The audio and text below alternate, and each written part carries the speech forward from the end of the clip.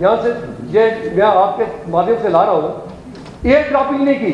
Chief secretary phone कर रहे हैं दिल खान साहब को कि भाई ये मेरे पास में आई है, डॉक्टर जितेंद्र सिंह जी ने उनको रिकमेंड किया, उन्होंने मेरे को फोन किया, उसके बावजूद ये ड्रॉपिंग नहीं की। सर, जो पुनर्वास का काम है, जो हमारा पहला काम था रिलीफ का, दूसरा था रिहैबिलिटेशन।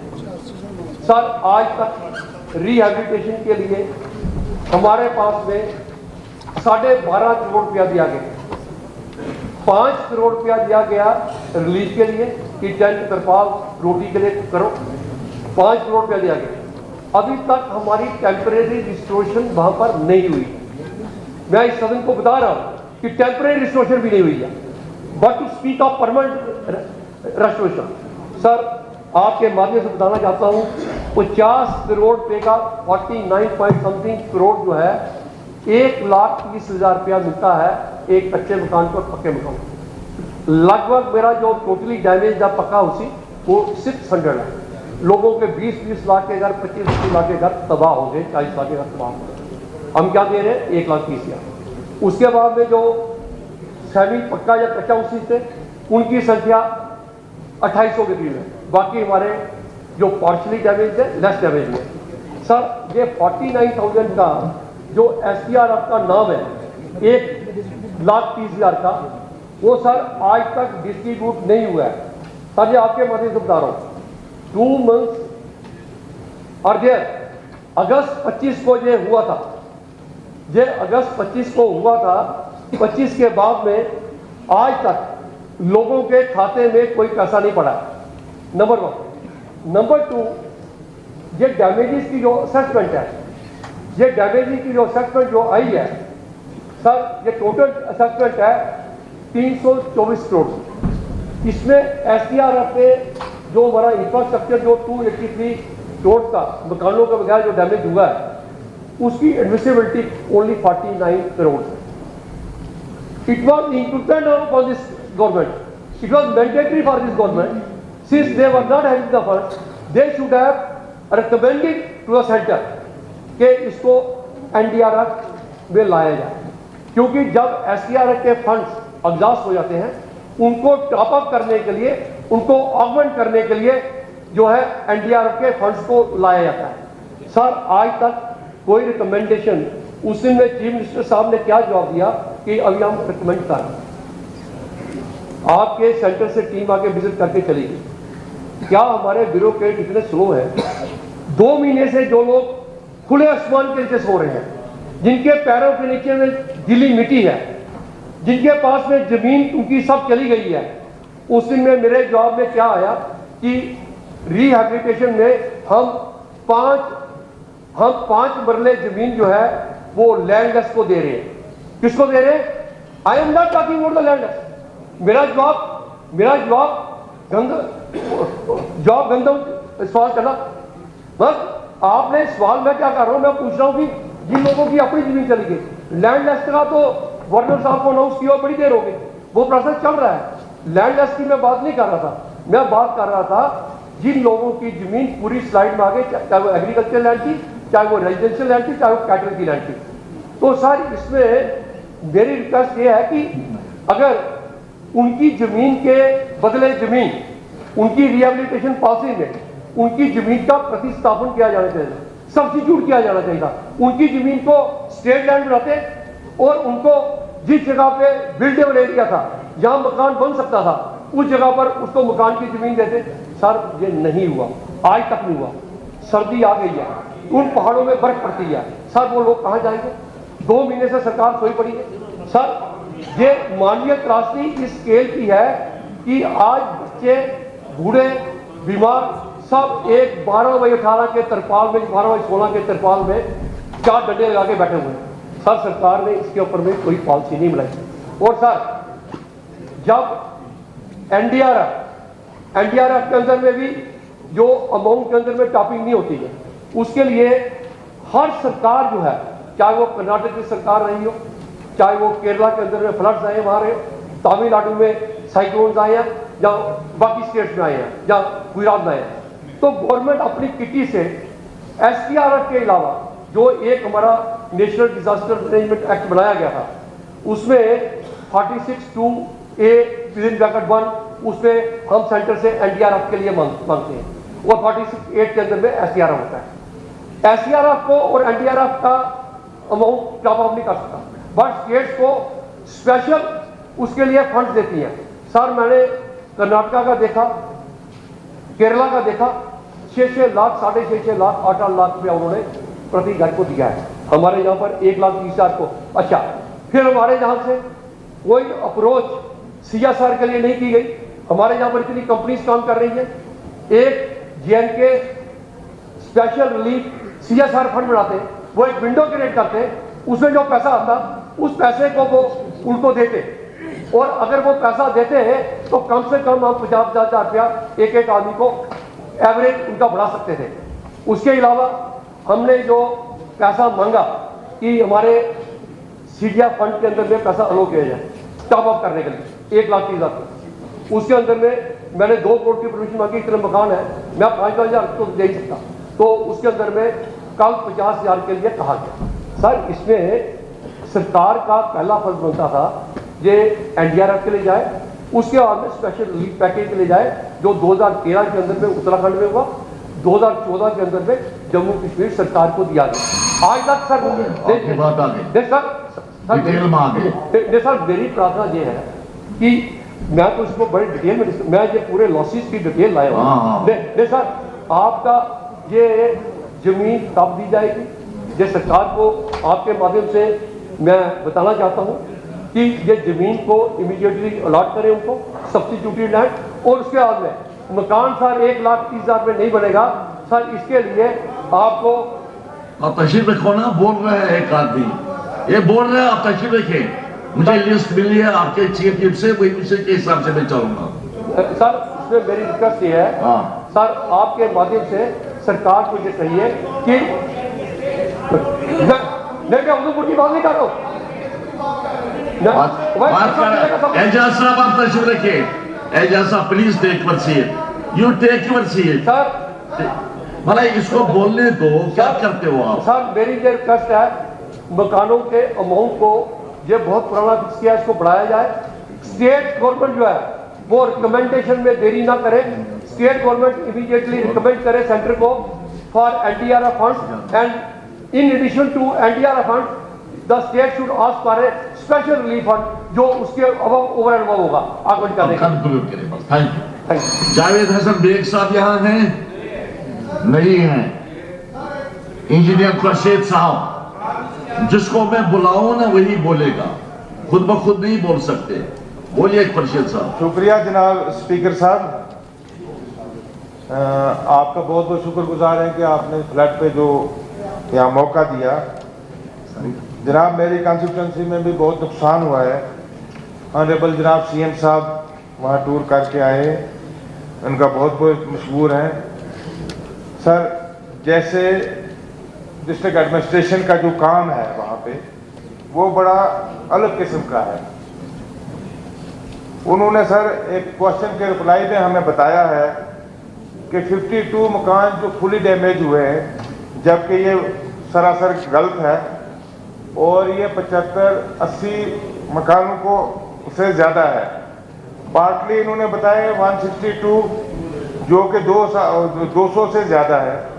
कैटल शेड इन्होंने बताया 112, और ये कैटल शेड सर इसमें भी एक कंफ्यूजन है सर, मैं यहाँ हाउस को बताना चाहता हूँ।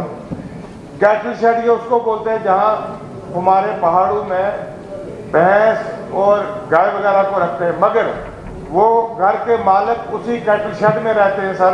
उनका किचन, उनका उठना बैठना उसी जो कच्चा मकान होता है उसमें होता है, और उसको कैटल शेड का नाम दे के 3,000 रुपया एसडीआरएफ में दे रहे हैं। ये सरासर गलत है सर, मेहरबानी करके इसको थोड़ा देखा जाए ताकि गरीब लोगों का नुकसान न हो। ऐसी फैमिलियां 60 से 70 फैमिलियां ऐसी हैं जो लैंडलेस और हाउसलेस हो चुकी हैं, मगर वही बात आ रही है सर 5 मरले वाली, मगर उसका भी अभी मैं उम्मीद रखूंगा इस हाउस के माध्यम से कि इसमें थोड़ा स्पीड अप हो जाए और आगे विंटर सीजन आ रहे हैं, हमारे लोग सब तरपालों में बैठे हुए हैं। डिस्ट्रिक्ट एडमिनिस्ट्रेशन ने कोई टेंट नहीं दिया है, हाँ वही 12 बाई 12 की तरपाल है। मेहरबानी करके वो स्कूल के कमरे में है या कि पंचायत घर में है, तो इस तरह हमारे लोगों का गुजर बसर होना आगे विंटर में बहुत मुश्किल है सर। इसमें जितना जल्दी हो सके कोई ऐसा प्लान बना के इनको रिहेबिलिटेशन की जाए या कोई टेम्परेरी शेड वगैरह इनके लिए बन जाए टीम के। जब तक ये पॉलिसी बनती है, इस पॉलिसी को हम अगर वेट करते रहेंगे सेंटर का, ये कब आए, कब हम अपने लोगों को देंगे और अपना वो सर वहाँ पे आप छुपा सकेंगे। मेहरबानी करके सर, जिस तरह एग्रीकल्चर लैंड हमारी मेज की फसल थी वो 100% वहाँ पे डैमेज हो चुकी है, उसके लिए भी इन्होंने कंपनसेशन बनाया एग्रीकल्चर डिपार्टमेंट ने, मगर 40% अभी इन्होंने डिसबर्स किया हुआ है, उनको भी दिया जाए। केसीसी लोन का सर हर एक ऑनरेबल मेंबर ने यहाँ पे बताया है कि केसीसी लोन माफ किया होना चाहिए, क्योंकि जब फसल नहीं रही सर, जमीन नहीं रही, तो वो कहाँ से उसकी रिपेमेंट करेगा सर।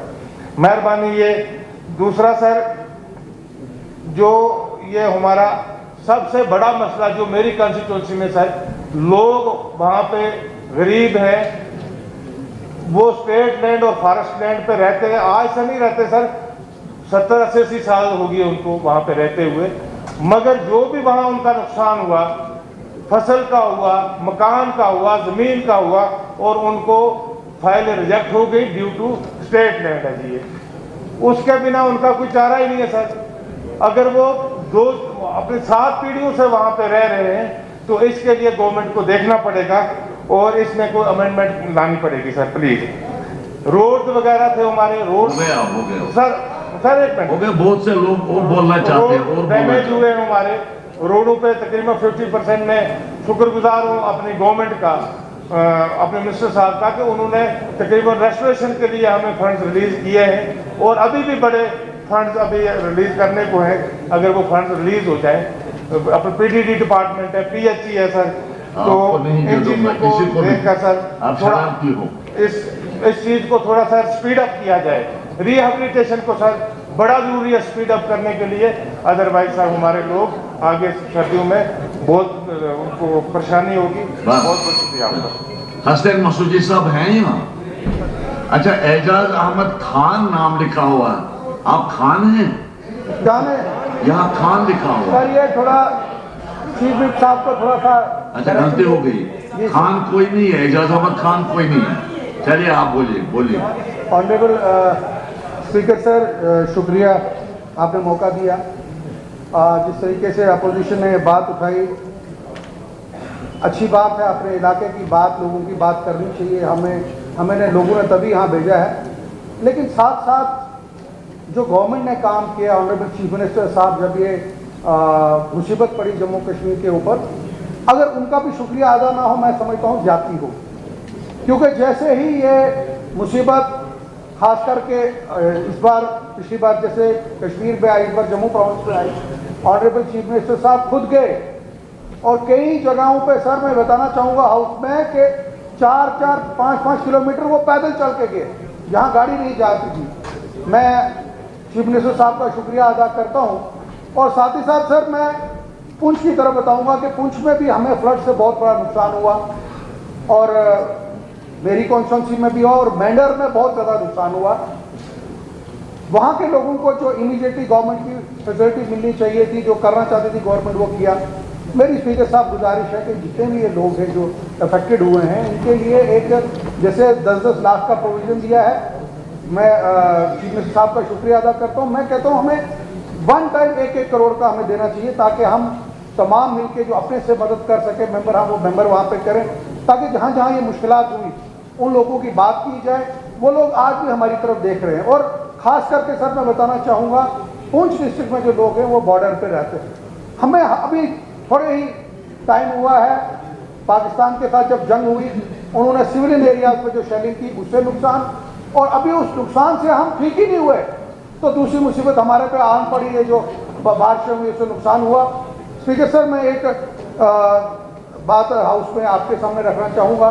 स्पीकर सर, हम सब की एक कोशिश होनी चाहिए जो लोगों को जो चाहते हैं, जिस तरीके से लोग करना चाहते हैं, लोगों की जो सेंटीमेंट्स है उसके साथ चलना, लोगों के जो मुश्किलात है उसको उभारना है। मैंने स्पीकर सर एक रेजोल्यूशन लाया था पैलेस्टाइन के ऊपर, आपने उसको अलो नहीं किया। मेरी ये गुजारिश है कि अगर आप उसको आगे मौका दें सर, हम लाएँ। कोई हमारा मकसद ये नहीं है कि हम कोई ऐसे चाहते हैं, सिर्फ मैं चाहता था कि इस हाउस से एक सॉलिडिटी, एक यहाँ से मैसेज चला जाता कि हम तमाम लोग जो शहीद हुए, जो मारे गए बच्चे, जिनके साथ नुकसान हुए, उनके लिए जो है आज आप देखिए पूरी दुनिया में, जम्मू कश्मीर से लेकर पूरी दुनिया में अक्रॉस द ग्लोब, जब भी कभी प्रेयर्स होती है, फ्राइडे की होती है, कोई भी नमाज होती है, उसमें वहाँ के बच्चों के लिए, लोगों के लिए दुआएं होती हैं, लोगों के सेंटिमेंट्स से जुड़े। मेरी आपसे गुजारिश है कि एक करारदाद यहाँ पे लाई जाए जिससे हम ही अपनी तरफ से यूनाइटेड नेशन को या जितने को ये दे कि हम लोगों को पिछाते हैं कि वहाँ एक पीस हो, अमन हो और लोगों को जो है फैसिलिटी वहाँ मिले। इरफान हफीज लोन साहब।